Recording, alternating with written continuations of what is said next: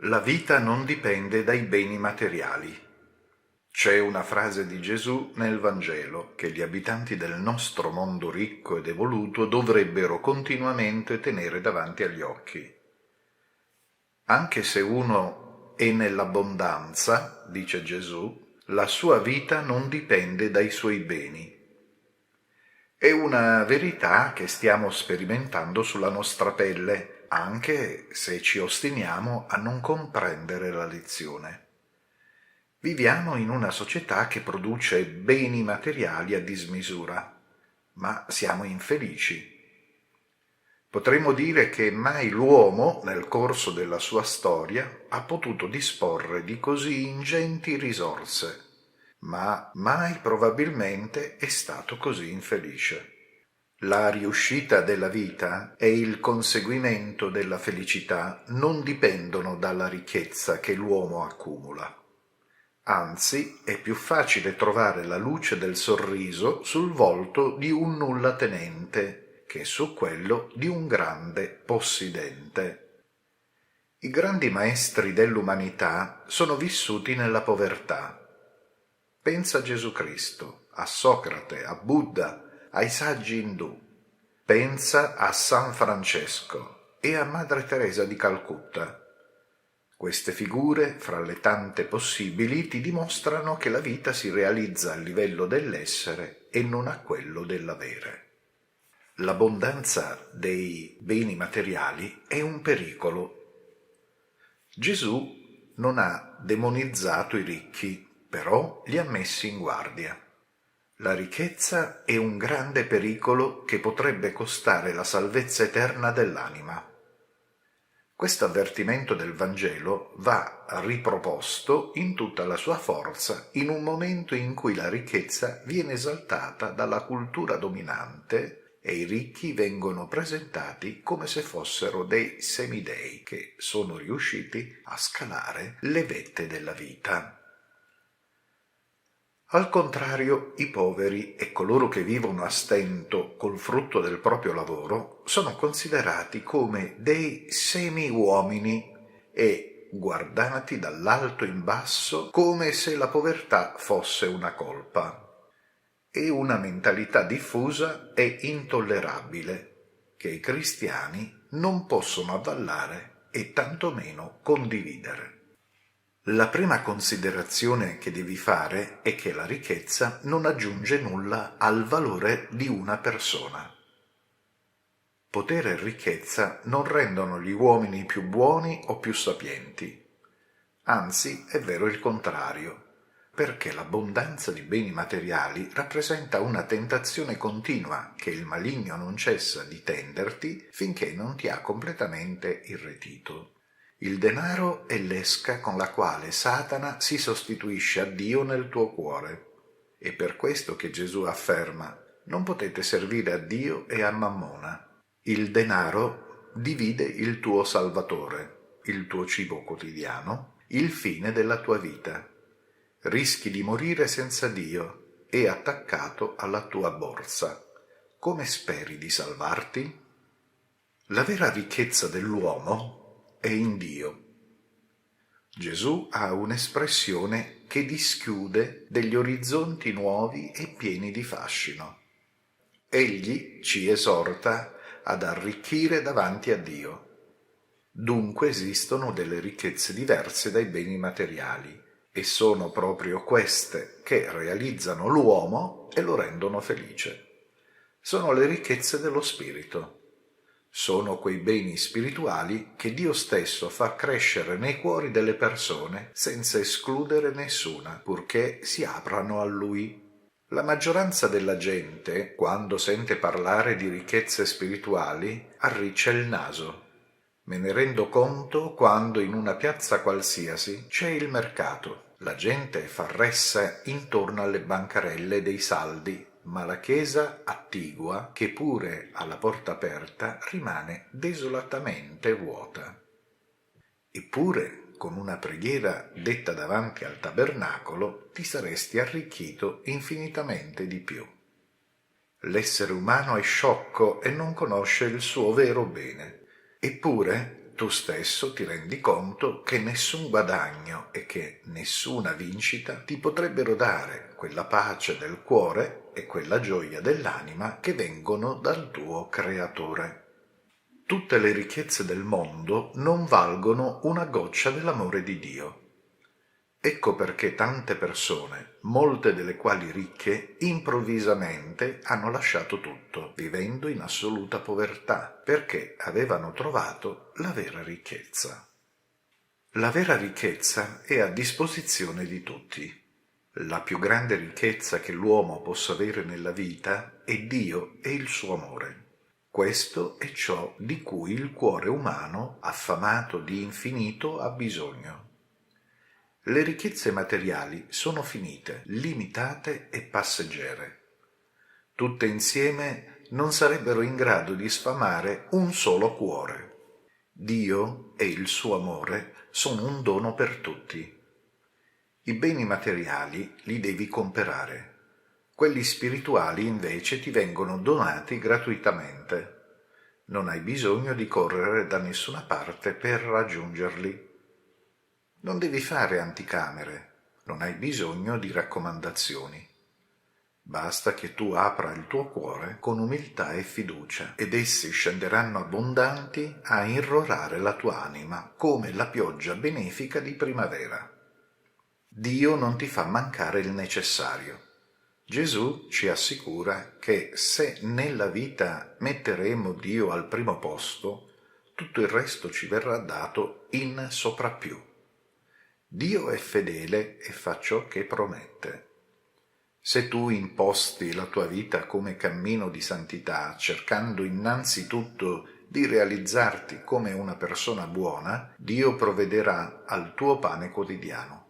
Lui si occuperà della tua salute, del lavoro, della casa e di tutti i problemi del vivere che tanto ti assillano. La provvidenza non è un evento straordinario, ma è una sollecitudine quotidiana del Padre Celeste, il quale provvede ai bisogni del corpo dei suoi figli quando questi sono solleciti delle loro anime. Vorrei rassicurarti che Dio non è affatto avaro nel darti i beni materiali di cui hai bisogno.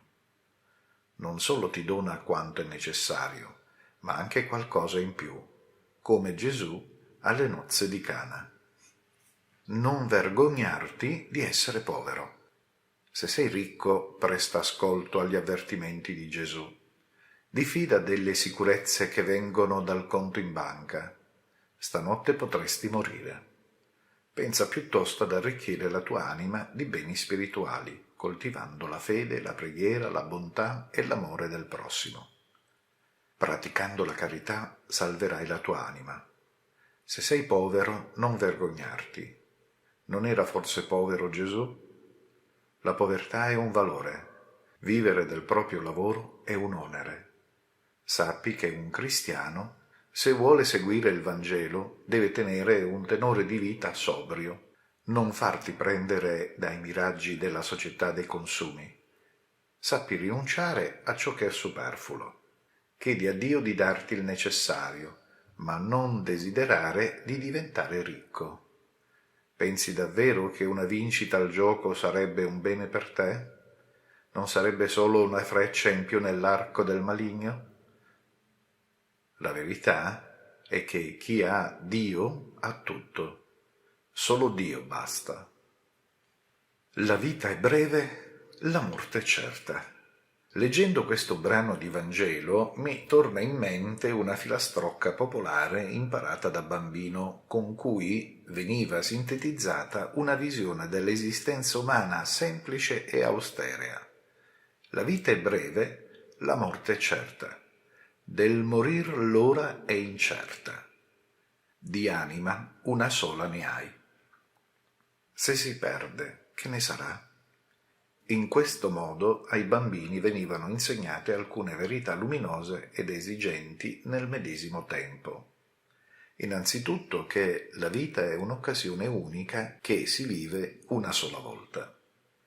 E nel breve intervallo di tempo offertoci da Dio che ognuno è chiamato a decidere del suo destino eterno. L'altra grande verità riguarda il compito fondamentale della vita, che è la salvezza eterna della propria anima. A che giova infatti all'uomo guadagnare il mondo intero, ci ammonisce Gesù, se poi perde la sua anima? Sono prospettive fondamentali che purtroppo si sono appannate nella visione della vita di molti cristiani. Persino nelle predicazioni non si sente quasi mai parlare delle verità ultime. Il tempo non viene più visto in funzione dell'eternità. Gli uomini, persino i credenti, si comportano come se avessero una stabile dimora qua giù. Ti rendi conto che in questo modo abbiamo completamente perso di vista l'orizzonte entro il quale si muovono i Vangeli? Siate pronti. Gesù ci ricorda innanzitutto una verità alla quale pensiamo poco. La vita umana termina con un incontro. Colui che nel pellegrinaggio terreno ci ha chiesto la fede, nel momento della morte ci chiamerà alla sua presenza. È il momento del giudizio, nel quale è stabilita la sorte eterna di ognuno. Siate pronti, ci ammonisce Gesù. Occorre impostare il nostro cammino nel tempo in vista di questo incontro, affinché si risolva, come Gesù desidera, in un abbraccio di gioia. Se in questa vita avremo seguito Gesù e ci saremo sforzati di servirlo, facendo la sua volontà, allora quel momento sarà di gioia indicibile sia per Lui che per noi. Gesù usa parole commoventi per descrivere la ricompensa che darà a tutti coloro che qui su questa terra hanno lavorato per Lui in una delle innumerevoli mansioni che Egli assegna a ciascuno. Beati quei servi, dice, che il padrone al suo ritorno troverà ancora svegli. In verità vi dico, si cingerà le sue vesti, li farà mettere a tavola e passerà a servirli. Chi già su questa terra ha stretto con Gesù un rapporto di amicizia leale e fedele, non deve avere nessuna paura della morte e del giudizio. In realtà, lo sbocco della vita sarà per lui un banchetto dove Gesù stesso passerà a servirlo. Gesù specifica in che modo dobbiamo essere pronti, invitandoci innanzitutto a tenere la cintura ai fianchi. Quando una persona arriva a casa, dopo una giornata di fatica, si toglie i vestiti di lavoro e si mette in libertà. Ebbene, il tempo della vita è il tempo del lavoro e del combattimento spirituale. Solo alla fine, quando saremo entrati al grande banchetto nuziale del cielo, ci toglieremo la cintura dai fianchi. Allora il periodo della fatica e della lotta sarà terminato e godremo di una gioia senza fine. Non tutti hanno chiaro che la vita sulla terra è tempo di lotta. Lo sapevano persino i pagani, che ci hanno lasciato un detto giustamente famoso. La vita dell'uomo sulla terra è una battaglia. La mentalità moderna fa fatica ad accettare questa prospettiva. Per i più, la vita nel tempo è tutto e quindi cercano di cogliere ogni opportunità di presunta felicità. Vivono il carpe diem, cioè afferra il giorno, cercando di succhiare tutto ciò che l'orizzonte finito offre. In questo modo però si arriva alle soglie della morte esausti, infelici e inquieti. Invece di tenere la cintura ai fianchi, impegnandosi nel combattimento spirituale quotidiano, hanno deposto le armi dedicandosi agli ozzi e ai vari vizi. Riusciranno in extremis a cambiare rotta? La cintura ai fianchi indica il combattimento spirituale. La lampada accesa invece fa riferimento alla luce della fede. Ti rendi conto che l'avventura umana su questa terra è tutto fuorché un tempo di vacanza. La nostra generazione ha subito una metamorfosi preoccupante. Educata nella società dei consumi, si è convinta che il fine per cui siamo su questa terra è quella di godersi la vita. Infatti, Certamente l'avrai notato, la filosofia dominante è quella dello star bene. Magari fosse veramente così, nel senso di avere nel cuore quella pace, quella gioia divina che sono già l'anticipo del paradiso. Preoccupati di star bene. Gli uomini, molti cristiani compresi, hanno abbandonato con un'apostasia di massa silenziosa e impressionante sia la fede come l'impegno morale. Una catastrofe spirituale di tale portata non era mai accaduta prima nella storia del cristianesimo. Correndo indietro alle false luci del mondo, anche i credenti hanno lasciato senza olio la lampada della fede. Si dicono cristiani, ma la pensano come i pagani. Sono appena stati a messa, dove hanno professato nella recita del credo che credono nella vita eterna, ma in realtà hanno ampie riserve sul fatto che esista l'aldilà. Le lampade spente di molti battezzati rappresentano forse il più grande problema pastorale della Chiesa del nostro tempo. Il Figlio dell'uomo verrà nell'ora che non pensate, senza cintura e senza lampada. È questa la nostra generazione cristiana?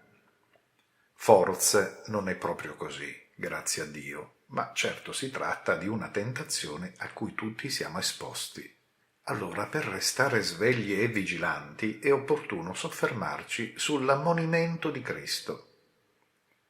Egli ci assicura che verrà anche per noi se non l'aspettiamo, anche se noi non ci crediamo. Alla fine, atei e credenti, buoni e cattivi, fedeli e infedeli, saremo tutti alla sua presenza. La vita umana non finisce nel nulla, ma con un rendiconto. Il bene sarà premiato, il male sarà punito. È persino ovvio che debba essere così. Ma molti oggi, per comodità, preferiscono non crederci. Imposta la vita come preparazione a questo incontro con il Redentore del mondo. Orientala sulla via del bene. La morte sarà una beatitudine e l'eternità un oceano di gioia.